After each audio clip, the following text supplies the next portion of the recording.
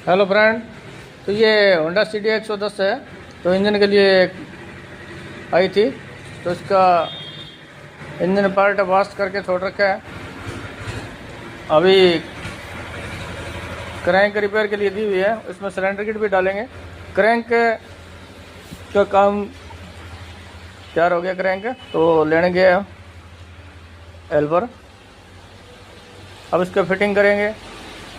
और कुछ से 2 दिन से बारिश से भयंकर हो रही है, बारिश में काम नहीं हो रहा, न लाइट छोड़ रही है, लाइट अभी भी नहीं है।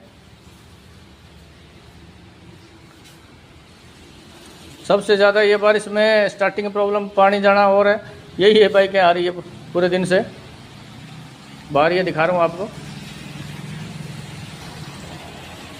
बारिश है, जगह जगह पानी भरा पड़ा है।